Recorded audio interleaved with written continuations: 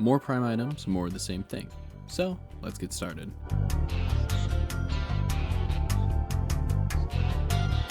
As always, Hepit for under 1 minute Lith relics, Olympus and Apollo for disruption B rotation confirm relics of that tier. C rotation for Olympus, however. Those are the missions I do for relics, and I recommend them. I also opened Syndicate relic packs as always, and here are the list for them as well.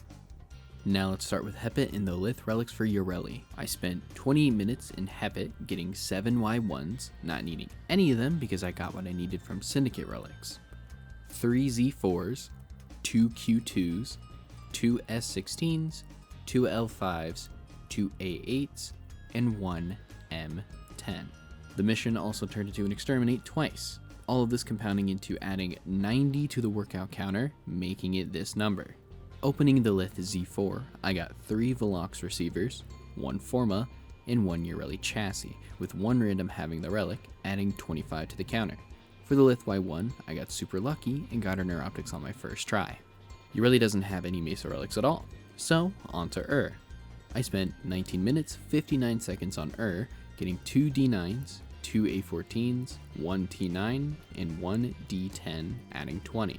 Opening both of the A14s, I got 1 Sea-Doo stock, 1 Gauss chassis, a random got her blueprint, and I saw 2 randoms having a relic, so plus 30 in general. For the Axie relic, I decided to start rad sharing in recruitment chat because, well, 10% chance in not getting lucky on relic drops gets very tedious after a very long amount of time.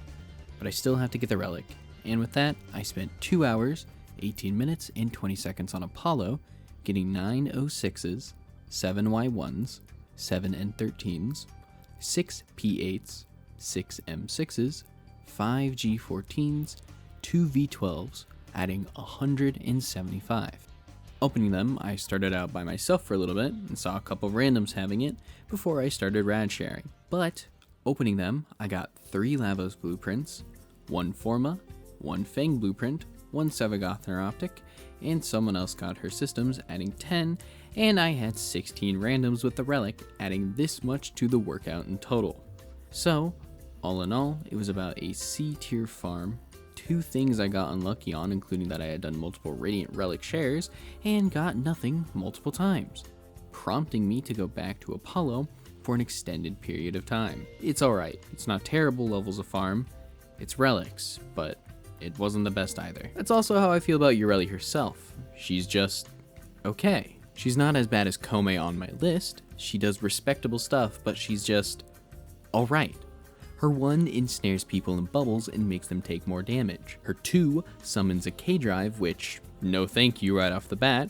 I'd rather not be restricted to only using my secondary and in K-Drive movement in enclosed spaces, and also on a keyboard. So I recommend using this augment as a quality of life, and maybe they can change it to where if you really do just want to go back on the K-Drive, you can go back on the K-Drive as well. I don't know what I was going to say there. Her 3 gives her spinning aqua blades around her that do a pretty respectable amount of slash damage and dishing out a bunch of slash procs. And her ultimate is in ult, because it's good on cast because it sucks up people, but after it sits there for a moment, it just stops sucking up people into it, which is a weird decision if that was on purpose.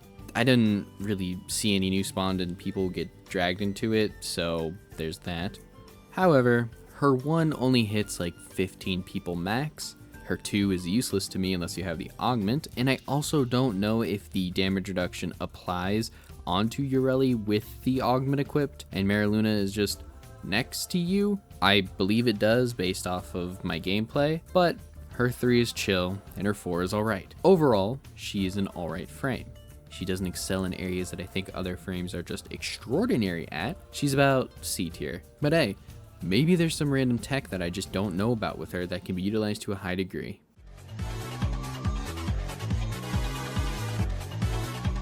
The Daikyu, I spend a little bit more time farming it and have a weird little thing about it later, but let's just start with Lith. For Lith, I farmed on Hepit for 1 hour, 5 minutes, getting 8 Z4s, 8 M10s, 7 A8s, 6 Q2s, 5 Y1s, 4 S16s, 3 L5s, and 1 Aya. The mission turned into an exterminate 6 times, so we're adding 240 to the list. Now opening them, starting with the Lith A8, I got something once, 1 Bronco receiver, 1 Acreus receiver, and a random got the lower limb, and I saw 2 in the wild adding 35. Now for the Lith Q2, I got 5 Trumno blueprints, 2 Daikyu blueprints, and 1 Nautilus system, with 2 randoms having the relics as well, adding 40.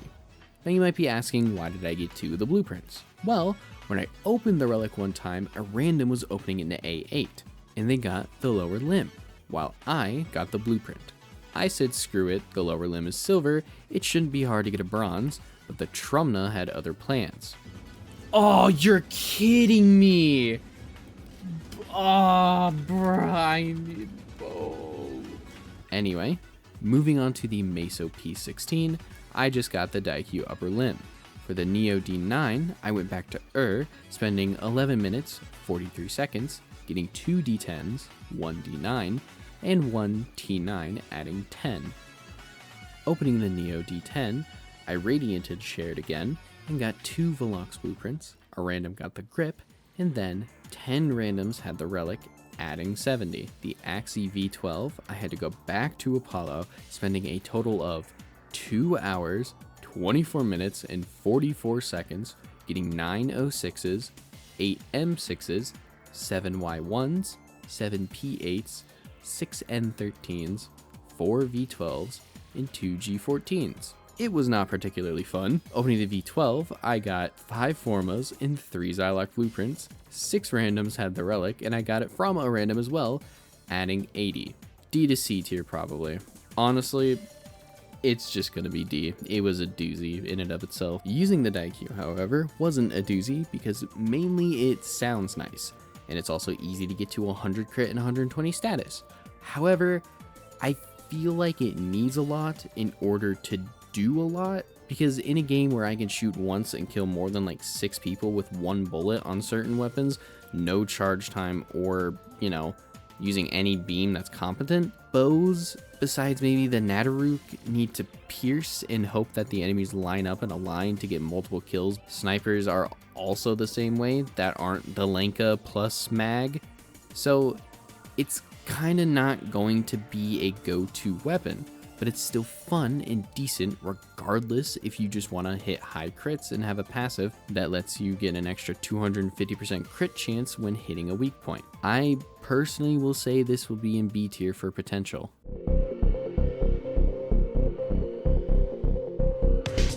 The only time I went back to farm for stuff for the Kompressa was on spending 19 minutes and 4 seconds there, getting 2 A14s, 1 D10, 1 T9, 1 D9, and 1 G9, adding 25.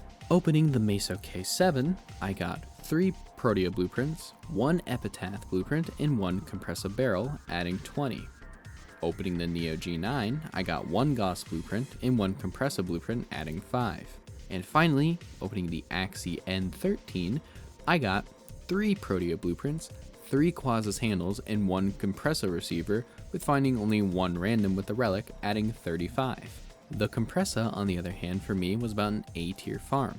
Didn't need to spend a lot of time farming, and I got the items relatively quickly. And it is worth it, because this thing is nuts. The Kompressa shoots out a bunch of bubbles that explode, doing viral damage and whatever else you put on it. It has a bunch of status, and because of the amount it shoots out, it easily does a decent chunk of damage. I suspect with a full build, this thing just absolutely shits on the enemies. Still gonna be A tier to S tier because, well, the Aki core exists, but it's not on the list, so in terms of the weapons that are on the list, it's S tier in my heart.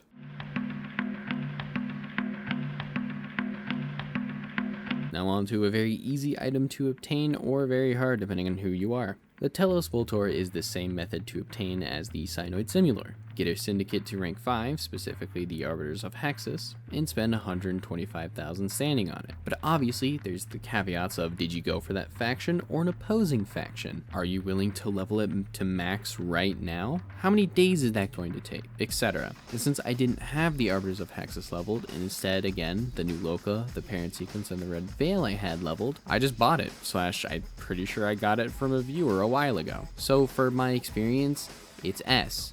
But still, it's going into the it depends because of how you started your Warframe, what you leveled, and where you are now. Now, what doesn't really depend on where you started and or where you are now is that it's a very old gun. So much so that you can compare it with its prime variant and have a slight rough time choosing if you want crit or status, because the Telos Boltor is essentially the crit variant of the Boltors. Its prime variant has its crit chance but in status chance instead. But on the Warframe wiki, the prime variant just does more damage per burst, sustained, just more than the Telos Boltor. But still, the Telos Boltor is a high crit Boltor with less damage than its prime counterpart, but it has its syndicate effect where gaining enough affinity activates it and every enemy in 25 meters receives 1k gas damage and a guaranteed proc. We recover 25% of our health and we get 25% more parkour velocity for 30 seconds. It's also just kinda okay, honestly. It is a C tier weapon for potential.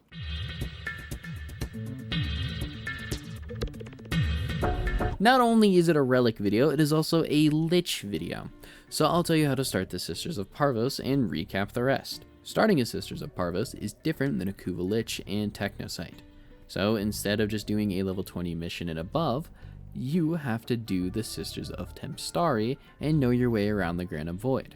Head to a gold hand on a Corpus ship tile set and put in a Zenith crown. Can't be any other one, it has to be the Zenith highest tier crown. You must now at least beat tier 1 of the Granum Void.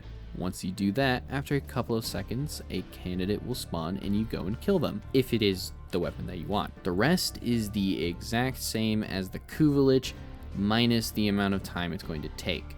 Because instead of thralls, you're going to be killing the hounds that the sisters spawn and getting a bunch on your meter per hound killed.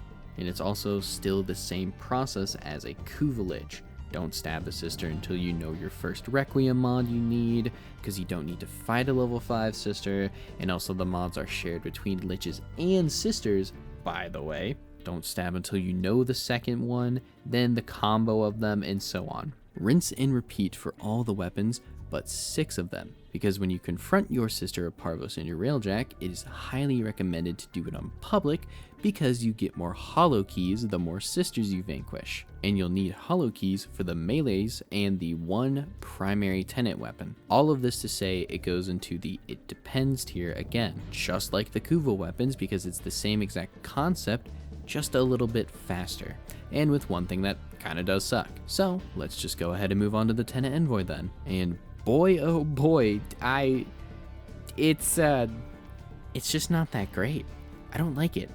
It suffers from not having enough ammo as well, because we're still in the ammo nerf of almost every explosive weapon besides the Tongkor, all thanks to the Kuva Brahma. So it runs out of ammo fast and does just enough to get about one small room with its small AoE, and then maybe 2 more, and then you're out of ammo.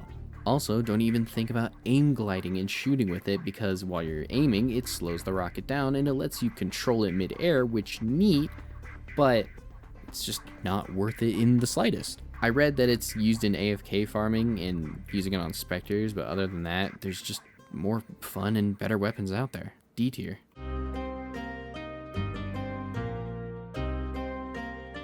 Hitting you up with another really bad weapon. The Ferox is just not that great at all. It has pretty bad damage, its radial attack hits for nothing, and its only use seems to be the alternate fire where you chuck it into the ground and let enemies get pulled into it. And it lasts for like a really long time, unlike Yareli's ult. So it's like a primary primer, even though it has a very nuts crit chance and crit multiplier. It's just not great. F tier.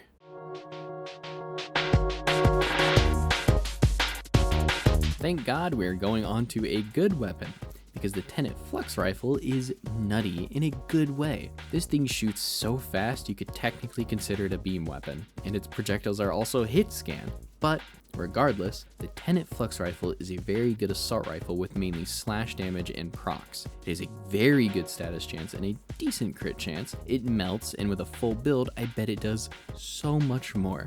I put heat on mine to go with the slash procs, and because I also looked it up. It also has an augment mod that just makes it even better by giving it more status chance, leading to more procs and more damage. But obviously, be wary of enemies that are immune to slash and heat or whatever else you put on your Tenet Flux Rifle. Other than that, besides going into the it depends, I think it is an A tier weapon.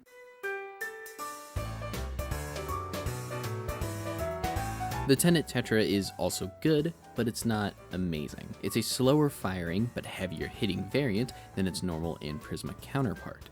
It's got a good crit and status chance, letting you build well. Its alt fire, however, is practically useless, because it uses all of your remaining ammo to shoot a grenade that explodes in a very small area for crap damage. It also does even less damage with just one bullet, so it's just not worth it. It's a decent pickup, but you're better off going and getting the Flux Rifle. C to B tier.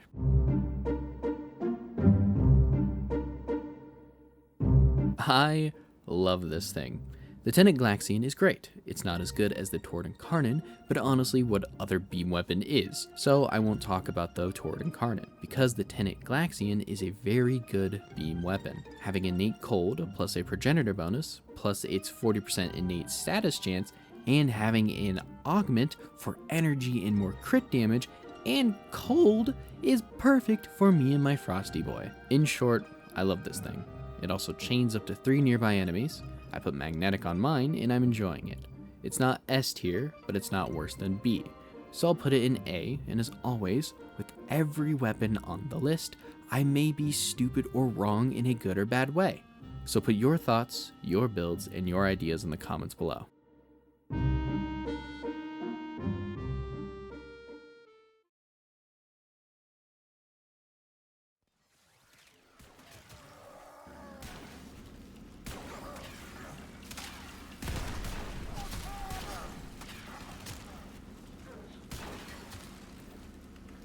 Hey. Let's go. One less hit and I'll be gone. Better make it count, put the flash on.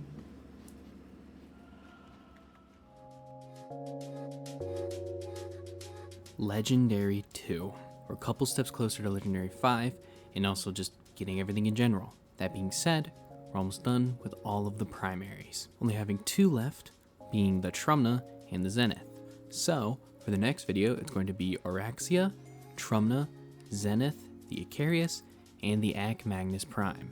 The final thing I want to say is the list. Having 4,015 reps, and I've done 505 reps since the last video, making it 3,510 instead. I won't keep you here any longer than you need to be, except to say if you watch this far, thank you. Subscribe if you want to, and like if you want to. And as always, take care of yourself.